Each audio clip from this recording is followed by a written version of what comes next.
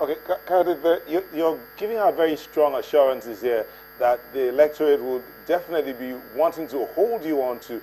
But the question will now be, how motivated are these ad hoc staff? Because after the presidential elections, there have been complaints of non-payment of their welfare packages and all of that. So would this ad hoc staff, the same ad hoc staff, or are you changing them, would they be happy to go along? Yeah, you see, again, these things needed to be interrogated. For the NYSC,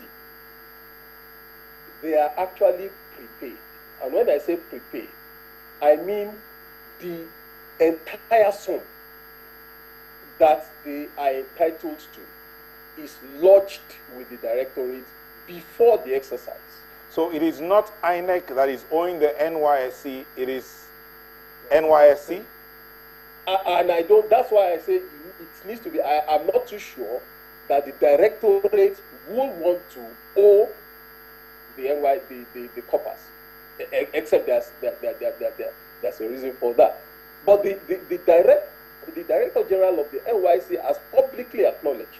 There was a joint press conference that he addressed together with the chairman of INEC, close to March 28th, and he publicly said it, that look, all the monies that NYSC officials in the elections are entitled to are already with the directorate, and the same thing obtains as we speak now for the state elections.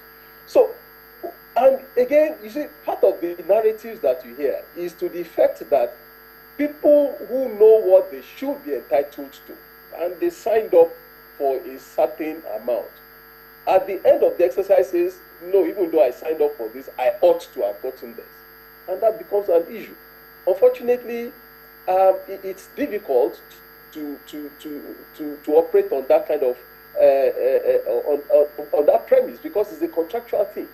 If you are entitled to a certain amount, I've heard, for instance, that some people are saying that coppers ought to have gotten 53,000, and that is not true. Even the NYC director has come out to say that is not true. So people signed up for a certain amount, and when they signed up for that amount, they expect that amount to be paid.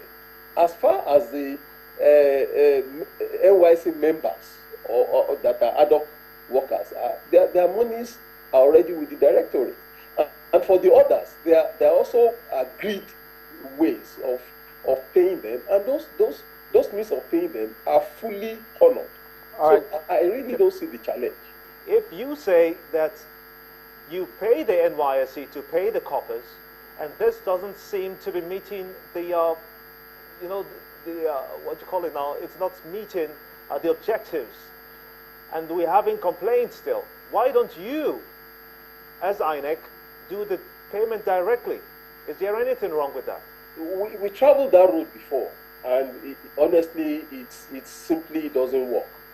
You know, when INEC was paying, there was this talk about, okay, they were being shortchanged, maybe even after the money has been released to officials on the field, that when the monies get to the field, the coppers don't get paid, or they are underpaid and stuff like that. You know, that was why the commission felt it was tidier, because these people are they are members of the NYSC. They are on the list of the NYSC.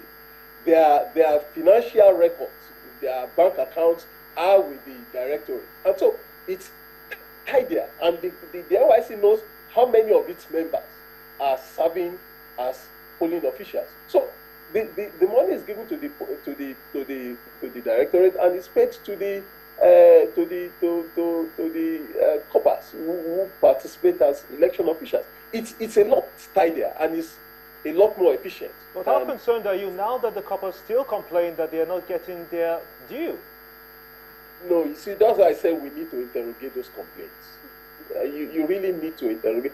I find it difficult to believe that the directorate is not paying coppers. Honestly, I find it difficult to believe. So I think that there is just a huge misunderstanding, or the narrative is wrong somewhere. Okay. I know that the directorate has come up to say, look, based on the agreement, a X amount of what the total that you're entitled to would be paid upfront. The balance would be paid when the job is done. That is part of the design of the contract. So if anybody says I should be paid total upfront, then it also runs foul of the understanding. And so that's why we need to interrogate some of these things. I like a copper to truly come up to say, look, yes, I served, and I have not been paid the actual amount that I'm entitled to by the directorate. Then that can really be investigated. Okay, Mr. Idowu, staying with the youth coppers, there were reports of replacement of names. I mean, some core members who went through the training process come out on that day of the election only to find out that their names have been replaced by some other names. Did you get any of such reports? Yeah, that's true, because we also got reports like that. So what's being done about it? Yeah, the commission has taken measures to also send the message out that people who are trained for the job are actually those who do the job. So the person that did the replacement, or the people that did the replacement, are they going to be punished in any way? Yeah, the commission is identifying how the replacements came to be, where replacements are done, and administrative measures will be taken to deal with that. We understand that some of them are your members of staff of the commission. Yeah, that might be true. That is true, really. Okay, Mr. Idowu, we have some comments, complaints that have been sent in here from some of your ad hoc staff. This person's writing from Lagos here, Alimosho local government area. He says, our monies have not been paid, not even training allowance. I'm not a core member, but an ex-core member working as APO1.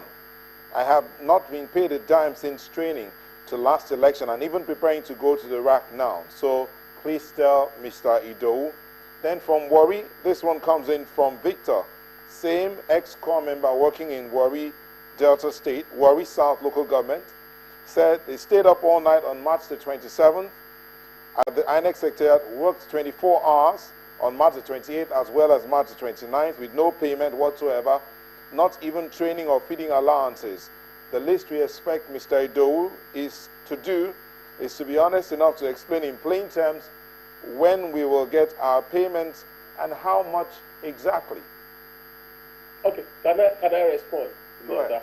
I think the first thing is that you were bang on the nail. They were ex-core members, so they do not fall under the arrangement I talked about. I did say that core members, their monies are paid to the directorate, so that's clear. Then, for people who are not core members, there is an agreed procedure for payment. Honestly, I would love to, where you have specific cases that people are entitled to be paid and they have not been paid, these issues can be duly reported and it will be investigated. I do know for a fact that as far as releasing money for payment goes, the monies have been released. Okay, Mr. Idowu, just because we're almost out of time, is it possible for you to say how much an APO1 is supposed to get? Because they want to know how much they should be expecting in case somebody wants to edit their allowances. I guess that if I get the figures right, I'm just trying to get a table that indicates their payment. But we also have it on our website. Anybody can go on our website and check it out. It's stated there. I don't like to give the figures without getting that table that I have. I will get it and send it to you. While you're waiting for the director to give you the information, I'm sure you could also answer one or two other questions that we think will be vital to those who might have complaints, just so that when they go out there tomorrow, they don't get discouraged and then be wondering, when would I get my allowance and all of that. Okay. What are the channels they can use for their complaints, those who have genuine complaints? What are the channels they can use to lay their complaints? Anybody has any challenge with what goes on the field, we have what we call the Electoral Operations Support Center in every state, EOSC. And each of those centers take incident reports, which they also channel to the headquarters. But if there is anybody who, for whatever reason, could not access that the information center, then they could send their reports, incident reports, to the headquarters directly. Now, like I said on your show sometime, there is this line that we have, and it's very simple. We have a vanity line, 0700 call INEC. I remember that Nyota, the last time I was with you, you were asking what that translated to. And really, it's very simple. 0700 2255 4362. Because if you check your phone, that is what call INEC translates to. So anybody can reach. That is a vanity line to which we have more than 24 numbers connected. When you reach out to any of those numbers, the incidents that you are reporting will be checked, and if interventions are called for, those interventions will be made.